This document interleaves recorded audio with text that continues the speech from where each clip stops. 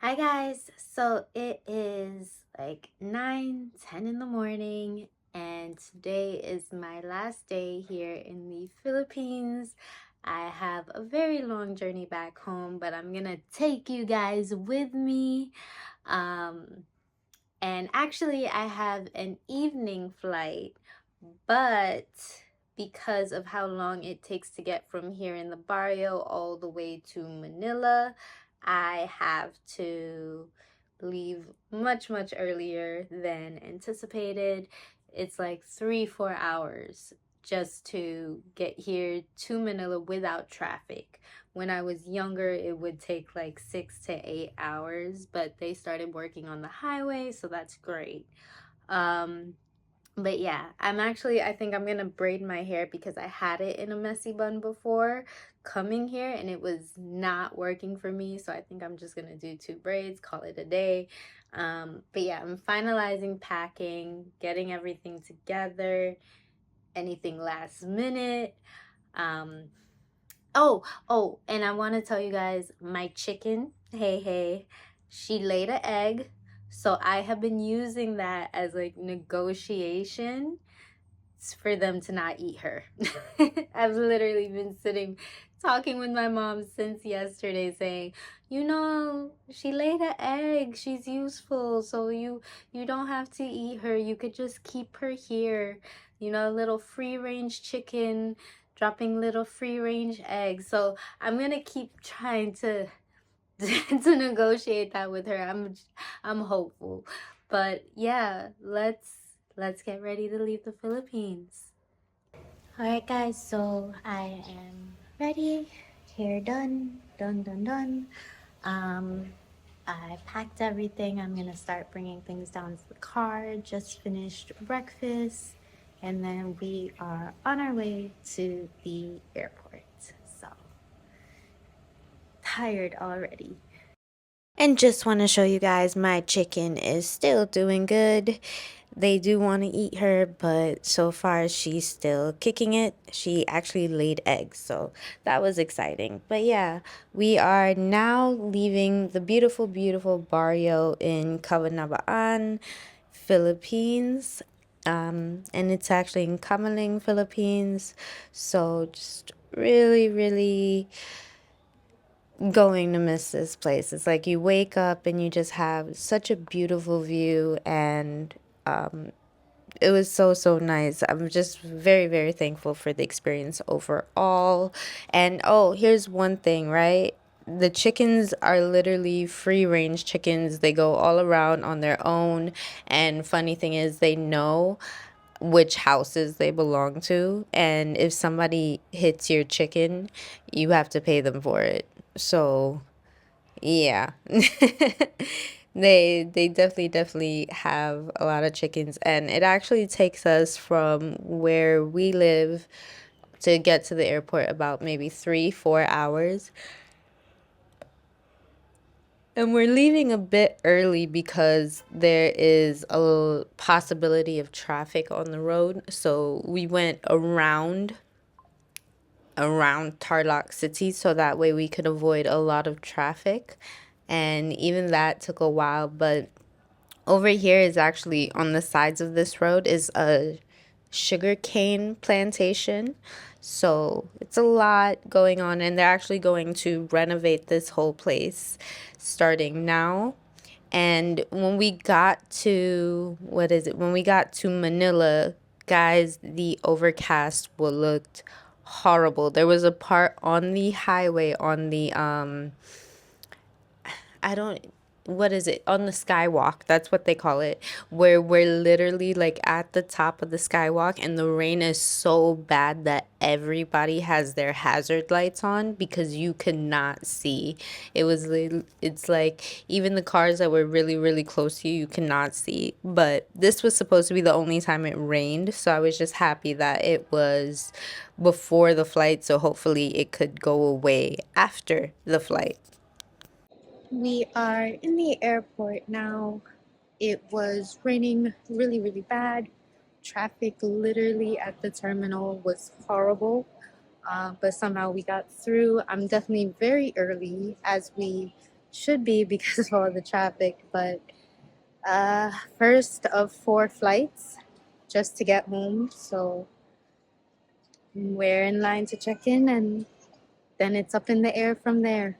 So I actually got there early to the airport, and my gate was, I guess Singapore Airlines has specific gates. So my gate actually happened to be on a completely different floor and tucked away in the corner. I even had to ask staff for help, and they didn't even know where it was. But we got here and we are heading downstairs. I actually got there early enough that the other flight going in the same direction was still there. And I will tell you guys right now, I was kind of panicky because that flight also left out late. And for me, when it came to all my flights, it was just like, if this flight leaves out late, I'm probably not going to make the rest of my flights. But we got in. There was actually not a lot of us, and it was pretty empty. So I wanted to show you this. They didn't have like blinds, so you use those buttons in order to darken the window. But yeah, the guy in my row, his friend was in a different row and there was room there, so he went there. So I got to lay out for the whole flight, and it was great. And of course, I really enjoyed the warm towelettes that they give at Singapore Airlines. Now for food, so the first meal I had was a pasta with beef bolognese sauce, pretty much just meat sauce, and then the vegetable salad with marinated shrimps. It was too sweet, I couldn't do it. The dessert though was a mango tapioca dessert, which kind of was like sturdy bubble tea. So yeah, that was actually really good. But I had the whole road to myself, guys, so I did eventually just fall asleep. Um, and actually, we were very lucky with our flight because there was so little of us. We actually left a little bit early, which got us to Singapore early. And I did want to walk through to Terminal 3. However, I ended up walking in the opposite direction. So I just ended up taking pretty much just going to the trains that they have to travel in between terminals. So I'm going to take you guys to the train, and it's actually so convenient because there's 2 entries to the train and they both go kind of in the same directions, versus walking around. And as I said, the only terminal that you can't take the train to get to is Terminal 4, and it's pretty empty. But like one thing I have to say with Singapore's airlines is that it feels more like a mall. Like every single gate has their own checkpoint entry, own security check. And then there's like shops and everything around. And their bathrooms are beautiful, by the way. But yeah, Singapore Airlines actually feels just like a mall where you can buy airplane tickets at the same time. But yeah, this flight actually boarded late as well. Boarding was 10:55, and then they started boarding at 11:19 p.m. I will let you guys know my anxiety was in full throttle because of the delays with boarding, and this is something that I actually had to deal with throughout my whole trip. Every flight after this, their boarding always said it was like an hour before, and then they would not start boarding until maybe 15 to 30 minutes before. So I wasn't surprised that we took off a bit late, but it was just, oh, guys, it was just so frustrating.